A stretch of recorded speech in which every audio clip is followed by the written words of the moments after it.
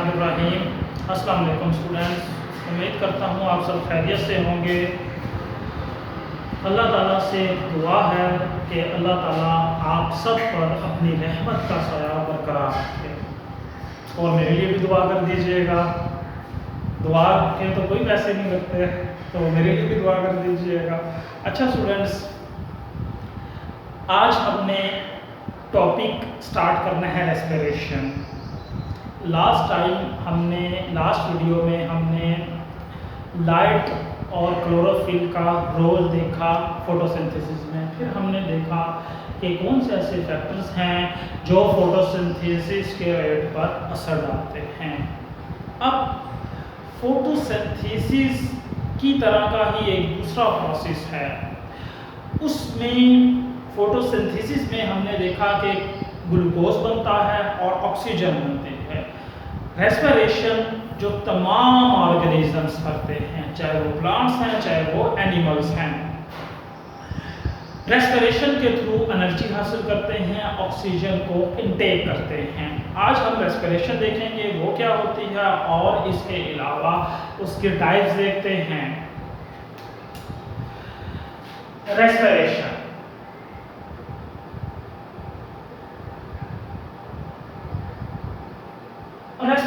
क्या है? जिसमें ऐसा प्रोसेस जिसमें कार्बन हाइड्रोजन के जो बॉन्ड्स हैं, अब देखें कार्बन और हाइड्रोजन बॉन्ड्स की मदद से एक दूसरे के साथ अटैच है। कार्बन और हाइड्रोजन के जो बॉन्ड्स हैं इनकी ब्रेक डाउन की जाए। कार्बन और हाइड्रोजन के बॉन्ड्स की क्या की जाए? ब्रेक डाउन की जाए और उससे जो है कार्बन डाइऑक्साइड और वाटर जो है वो प्रोड्यूस होता है। किसकी मदद से? ऑक्सीजन की मदद से, O2 ऑक्सीजन की मदद से। रेस्पिरेशन स्टूडेंट्स ऐसा प्रोसेस है जिसमें कार्बन और हाइड्रोजन के बॉन्ड्स की ऑक्सीजन की मदद से ब्रेक डाउन की जाती है और रिजल्ट में कार्बन डाइऑक्साइड बनती है और वाटर बनता है और एनर्जी भी रिलीज होती है इस प्रोसेस में। सवाल ये है कि ये कार्बन और हाइड्रोजन के बॉन्ड्स किन मॉलिक्यूल्स के अंदर मौजूद होते हैं? ये कार्बन और हाइड्रोजन बॉन्ड्स जो हैं ये फूड स्टफ, तमाम एनिमल्स जो हैं वो अपनी फूड खुद नहीं बनाते। जैसा कि आप जानते हैं कि सिर्फ प्लांट्स की तरह के जो ऑर्गेनिजम्स हैं फोटोसिंथेसिस के थ्रू अपनी फूड खुद प्रिपेयर करते हैं और एनिमल्स जिसमें हम ह्यूमंस भी इंक्लूड हैं वो फूड इनटेक करते हैं, एनगल्फ करते हैं, खाते हैं, या हम ये कह सकते हैं कि दूसरे एनिमल्स और दूसरे प्लांट्स उनकी फूड होते हैं। तो फूड स्टफ, फूड के जो मॉलिक्यूल्स हैं उनके अंदर कार्बन हाइड्रोजन बॉन्ड्स की ऑक्सीजन की मदद से ब्रेक डाउन करना और जिसके रिजल्ट में कार्बन डाइऑक्साइड, वाटर और एनर्जी का बनना, इस प्रोसेस को हम रेस्पिरेशन कहते हैं। ये प्रोसेस ऑर्गेनिजम्स के अंदर हो रहा है। इसका सिमिलर प्रोसेस बर्निंग, जलने का अमल। इस कुछ सिमिलैरिटीज हैं बर्निंग में और रेस्पिरेशन में, कुछ डिफरेंसेस भी हैं। जिस तरह मेन डिफरेंस तो यही है कि रेस्पिरेशन जो है वो ऑर्गेनिजम्स में हो रही है, जो कि बर्निंग, जलने का अमल, किसी चीज़ को जलाने का अमल वो एनवायरनमेंट में हो रहा होता है। अब देखिए रेस्पिरेशन बर्निंग में क्या होता है? बर्निंग के अंदर भी कार्बन और हाइड्रोजन के बॉन्ड्स की ब्रेक डाउन की जाती है और वो किस चीज़ के बॉन्ड्स हैं, वो मॉलिक्यूल्स कहाँ से आते हैं? वो दरअसल जिस चीज़ को जलाया जाए, लकड़ी को जला रहे हैं या कोई मिट्टी का तेल है, फ्यूल है, पेट्रोल वगैरह जो है उसको जब जलाया जाता है उसके अंदर कार्बन हाइड्रोजन के बॉन्ड्स जो हैं उनकी ब्रेक डाउन की जाती है। इस प्रोसेस के लिए भी ऑक्सीजन की ज़रूरत है। ये जो ऑक्सीजन है दरअसल ये कहाँ से आती है? एनवायरनमेंट से आती है, माहौल से आती है, जिससे कार्बन और हाइड्रोजन के बॉन्ड्स तोड़े जाते हैं और रिजल्ट में क्या बनता है? हीट बनती है और एनर्जी बनती है। ऐसे ही है ना, आप देखें कि जब हम किसी चीज़ को जलाते हैं तो वहाँ पर हीट गर्मी हो जाएगी, वहाँ पर टेम्परेचर उस जगह पर बढ़ जाता है, और इसके अलावा वहाँ पर जो चीज़ जल रही हो उसकी अपनी लाइट भी होती है, रोशनी भी होती है। तो ये थोड़ा सा सिमिलैरिटी है बिटवीन रेस्पिरेशन एंड बर्निंग। उसके बाद हम देखते हैं कि रेस्पिरेशन की टाइप्स क्या है। एक है एरोबिक रेस्पिरेशन और second one is anaerobic respiration. Anaerobic respiration, aerobic respiration जिसमें ऑक्सीजन रिक्वायर्ड हो, ऐसी रेस्पिरेशन जो ऑक्सीजन की मौजूदगी में हो, ऐसी रेस्पिरेशन को हम एरोबिक रेस्पिरेशन कहते हैं। जबकि एनारोबिक रेस्पिरेशन ऐसी रेस्पिरेशन, इसका उल्ट कर लें, absence of oxygen. Anaerobic respiration जो है ऐसी रेस्पिरेशन है जिसमें ऑक्सीजन की जरूरत नहीं होती। अब ये एरोबिक रेस्पिरेशन या एनारोबिक रेस्पिरेशन ये डिफरेंट ऑर्गेनिजम्स करते हैं। कुछ ऑर्गेनिजम्स एरोबिक रेस्पिरेशन करते हैं, कुछ एनारोबिक रेस्पिरेशन करते हैं। एरोबिक रेस्पिरेशन की एग्जांपल हम खुद ही हैं। हम जब सांस लेते हैं तो दरअसल हम ऑक्सीजन को इनहेल करते हैं। ऑक्सीजन जिस जगह पर नहीं होगी, हम 1-2 मिनट भी अगर सांस ना लें तो हमारी डेथ हो जाती है। ह्यूमंस जो हैं वो ऑक्सीजन की मौजूदगी में रेस्पिरेशन करते हैं, इसलिए हमारी रेस्पिरेशन को एरोबिक रेस्पिरेशन कहा जाता है। कुछ ऑर्गेनिजम्स जिसमें माइक्रो ऑर्गेनिजम्स, बैक्टीरिया, फंजाई और इसके अलावा बैक्टीरिया और फंजाई ही तकरीबन जो हैं, ये ऑर्गेनिजम्स जो हैं वो एनारोबिक रेस्पिरेशन करते हैं, यानी इनको रेस्पायर करने के लिए ऑक्सीजन की ज़रूरत नहीं होती। अब फर्क क्या है दोनों रेस्पिरेशन में?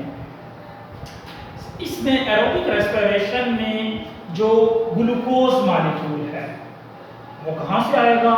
सिंपल फूड से। एनारोबिक रेस्पिरेशन में भी क्या होगा? ग्लूकोज मॉलिक्यूल होगा, और एरोबिक रेस्पिरेशन में भी ग्लूकोज मॉलिक्यूल की क्या होगी? ब्रेक डाउन होगी। अब ग्लूकोज का जो मॉलिक्यूल है एरोबिक रेस्पिरेशन में, उसे 2 पायरोविक एसिड के मॉलिक्यूल्स में कन्वर्ट किया जाता है। ये ऑक्सीजन की मौजूदगी में हो रही है। ग्लूकोज का जो मॉलिक्यूल है उसको पायरोविक एसिड के 2 मॉलिक्यूल्स में कन्वर्ट कर दिया जाएगा। उसके बाद इसकी मुकम्मल तौर पर क्या की जाती है? ब्रेक डाउन की जाती है। मुकम्मल तौर पर तोड़-फोड़ की जाती है। तोड़-फोड़ करने का मकसद है पायरोविक एसिड के अंदर जितने भी बॉन्ड्स हैं, कार्बन, हाइड्रोजन, CH बॉन्ड्स हैं, उन तमाम को तोड़कर एनर्जी हासिल की जाती है। जितनी भी एनर्जी है वो हमें मिल जाती है जब पायरोविक एसिड के अंदर तमाम बॉन्ड्स की ब्रेकडाउन होती है। फिर उसके बाद है एनारोबिक रेस्पिरेशन। इसकी एनारोबिक रेस्पिरेशन की पहली स्टेज तो एरोबिक रेस्पिरेशन है, लेकिन आगे में डिफरेंट हो जाती है। देखें, ग्लूकोज जो है सिंपल एरोबिक रेस्पिरेशन की तरह उसे 2 पायरोविक एसिड के मॉलिक्यूल में कन्वर्ट किया जाता है। ग्लूकोज को पायरोविक एसिड के 2 मॉलिक्यूल्स में कन्वर्ट किया जाता है। अब चूंकि ऑक्सीजन मौजूद नहीं है एनारोबिक रेस्पिरेशन में, तो अब जो पायरोविक एसिड है वो इनकम्प्लीटली ऑक्सीडाइज्ड होता है। मुकम्मल तौर पर उसकी जो ब्रेक डाउन है वो नहीं की जा सकती, क्योंकि ऑक्सीजन मौजूद नहीं है। इसलिए पायरोविक एसिड के अंदर कई CH बॉन्ड्स अनब्रोकन रह जाते हैं, वो जो है मुकम्मल तौर पर नहीं टूट सकते, जिस वजह से मुकम्मल एनर्जी पायरोविक एसिड से हासिल नहीं की जा सकती। अब तवज्जो से सुनिएगा ज़रा, यहाँ पर जो है पायरोविक एसिड को आगे 2 मॉलिक्यूल्स में कन्वर्ट किया जाता है। एक को इथाइल अल्कोहल, पायरोविक एसिड को किसमें कन्वर्ट किया जाएगा? एथाइल अल्कोहल में। इसलिए इसे अल्कोहलिक फर्मेंटेशन कहते हैं।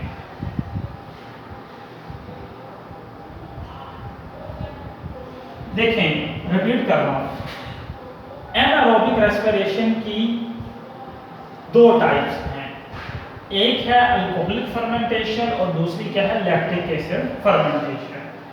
एनारोबिक रेस्पिरेशन में ग्लूकोज को तोड़ा जाएगा दो पायरोविक एसिड में।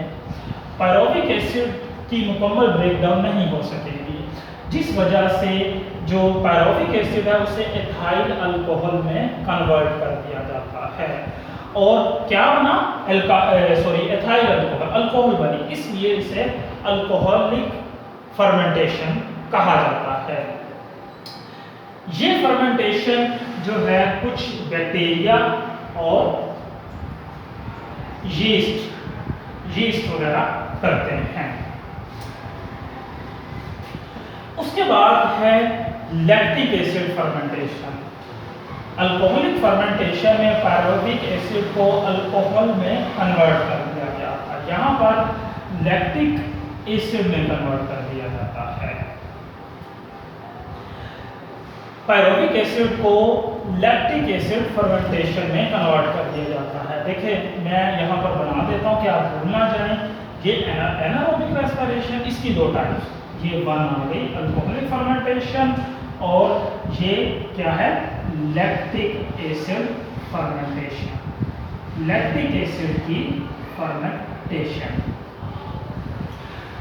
अब लैक्टिक एसिड फर्मेंटेशन में क्या होगा, पायरोविक एसिड को लैक्टिक एसिड में कन्वर्ट कर दिया जाता है। ये जो फर्मेंटेशन है यानी लैक्टिक एसिड फर्मेंटेशन, ये ह्यूमंस भी करते हैं। कब करेंगे, जब वो वॉक कर रहे हैं यानी जॉगिंग कर रहे हैं या वो एक्सरसाइज कर रहे हैं। जब हम एक्सरसाइज करते हैं तो हमारे जो मसल्स हैं हाथों के पाँव के, वो तेजी से मूव करते हैं, उनकी जो काम है वो बढ़ जाता है। जब उनका काम बढ़ जाएगा तो उन्हें ऑक्सीजन की जरूरत पड़ती है। इस ऑक्सीजन की कमी को पूरा नहीं किया जा सकता इतनी तेजी से। इस वजह से उस वक्त जो स्केलेटल मसल्स हैं वो दरअसल क्या करते हैं, स्केलेटल मसल्स क्या करते हैं, एनारोबिक रेस्पिरेशन करते हैं। इसके अलावा जो बैक्टीरिया है, ह्यूमंस की मैंने आपको एग्जांपल दे दी, उसके अलावा बैक्टीरिया जो हैं वो भी लैक्टिक एसिड फर्मेंटेशन करते हैं, जो मिल्क बनाते हैं और मिल्क बनाने के मिल्क को ये किस में कन्वर्ट कर देते हैं, योगर्ट में। मिल्क के अंदर बैक्टीरिया लैक्टिक एसिड फर्मेंटेशन के थ्रू जो मिल्क है उसको किस में कन्वर्ट कर देते हैं, योगर्ट में कन्वर्ट कर देते हैं। अब नेक्स्ट हम देखते हैं इंपॉर्टेंस ऑफ फर्मेंटेशन। एक बात आपने लाजमी तौर पर याद रखनी है कि एनारोबिक रेस्पिरेशन को फर्मेंटेशन भी कहा जाता है। तो इंपॉर्टेंस ऑफ एनारोबिक रेस्पिरेशन या इंपॉर्टेंस ऑफ फर्मेंटेशन एक ही बात है।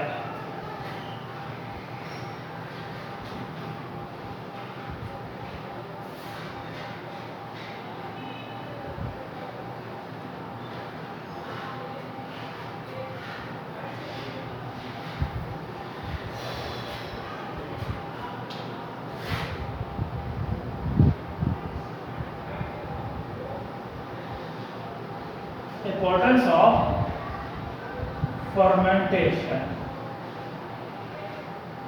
अहमियत क्या है फर्मेंटेशन की। ख्याल किया जाता है कि जब इस दुनिया पर लाइफ वजूद में आई, ऑर्गेनिजम्स का वजूद हुआ, उस वक्त फ्रीली ऑक्सीजन अवेलेबल नहीं थी, ना एयर के अंदर, ना एटमॉस्फेयर में और ना ही पानी के अंदर। जिसके उल्टा आज आप देखते हैं कि एयर के अंदर, एटमॉस्फेयर में भी ज़्यादा मिकदार में ऑक्सीजन है और वाटर में भी ऑक्सीजन है, जिसकी वजह से जो वाटर यानी एक्वेटिक ऑर्गेनिजम्स हैं वो पानी के अंदर जिंदा हैं। तो ये ख्याल किया जाता है कि उस वक्त ऑक्सीजन अवेलेबल नहीं थी, तो उस वक्त के जो ऑर्गेनिजम्स हैं वो सांस लेने के लिए, रेस्पिरेशन करने के लिए जो है एनएरोबिक रेस्पिरेशन का सहारा लेते थे। इवन अगर हम आज की बात करें तो आज भी जब फ्रीली ऑक्सीजन अवेलेबल है उस वक्त भी देखा जाए तो कुछ ऑर्गेनिजम्स ऐसे हैं जो एनएरोबिक रेस्पिरेशन करते हैं, जिसमें बैक्टीरिया शामिल हैं, फंजाई शामिल हैं। बैक्टीरिया और फंजाई जो है आज भी एनारोबिक रेस्पिरेशन करते हैं जबकि ऑक्सीजन अवेलेबल है। और जो ऑर्गेनिजम्स जो हैं एनारोबिक रेस्पिरेशन करते हैं उन्हें एनारोब्स कहा जाता है। एनारोब्स ऐसे ऑर्गेनिज्म जो ऑक्सीजन के बगैर रेस्पिरेशन यानी एनारोबिक रेस्पिरेशन करते हैं। इसके बाद देखें ह्यूमंस की एग्जांपल भी हमने देखी थी कि ह्यूमंस जो हैं जब वो एक्सरसाइज करते हैं, एक्सट्रीम फिजिकल वर्क करते हैं, उस वक्त जो है उनके स्केलेटल मसल्स जो हैं एनारोबिक रेस्पिरेशन करते हैं क्योंकि इतनी तेज़ी से ऑक्सीजन की डिमांड को पूरा नहीं किया जा सकता। अब इसके अलावा आप देखें कि साइंटिस्ट जो हैं उन्होंने माइक्रो ऑर्गेनिजम्स की जो फर्मेंटिंग एबिलिटी है यानी वो जो फर्मेंटेशन करते हैं उस फर्मेंटेशन को इंसान के फायदे के लिए यूज किया है। बैक्टीरिया की फर्मेंटेशन करके चीज बनाई जाती है, पनीर बनाई जाती है और योगर्ट बनाया जाता है, दही बनाया जाता है। इसके अलावा एक फंजाई है जिसे एस्परजिलस कहा जाता है। ये जो एस्परजिलस है इसकी फर्मेंटेशन से सोया सॉस बनाया जाता है। इसके अलावा जो फंजाई हैं उनकी फर्मेंटेशन से बेकिंग प्रोडक्ट्स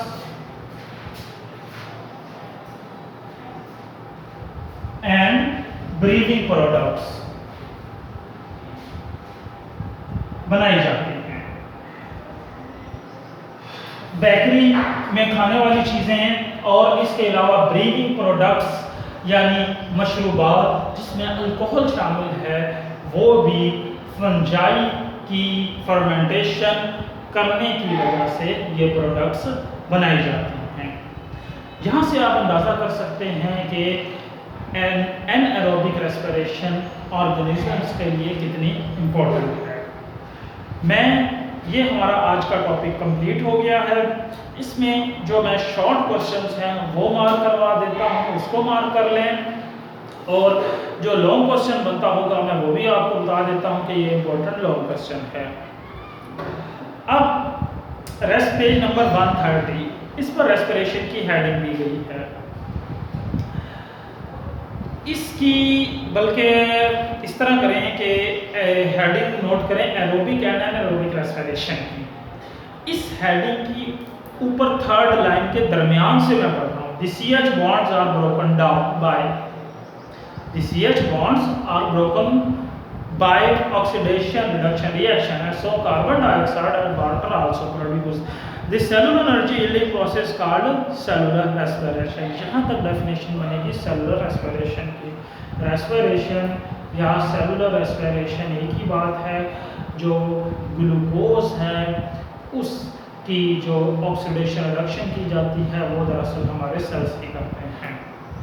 उसके बाद एरोबिक और एनारोबिक रेस्पिरेशन की हेडिंग दी है। इसकी जो फर्स्ट लाइन है वो आप MCQ के तौर पे करेंगे। The most common fuel used by cell to get energy by cellular respiration is glucose. उसे ग्लूकोज कहा जाता है। किसको?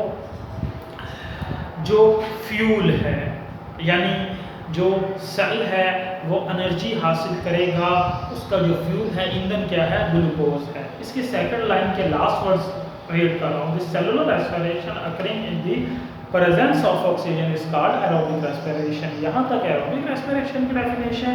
The one that occurs in the absence of oxygen is called anaerobic respiration. यहाँ तक आप एनारोबिक रेस्पिरेशन की definition करेंगे। उसके बाद हेडिंग दी हुई है एरोबिक रेस्पिरेशन की सारी करेंगे। नेक्स्ट पेज पर इसकी इक्वेशन बनाई गई है वो भी करेंगे।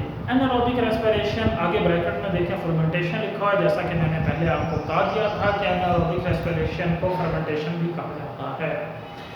ये सारा करना है आपने पूरा पैराग्राफ। अल्कोहलिक फर्मेंटेशन और lactic acid fermentation important 3 short questions हैं और आमतौर पर इसका डिफरेंस आता है, differentiate between alcoholic fermentation and lactic acid fermentation.